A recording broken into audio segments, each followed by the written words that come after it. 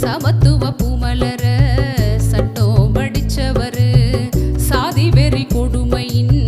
சங்க அறுத்தவரு சமத்துவ பூமலர சட்டம் படிச்சவரு சாதி வெறி கொடுமையின்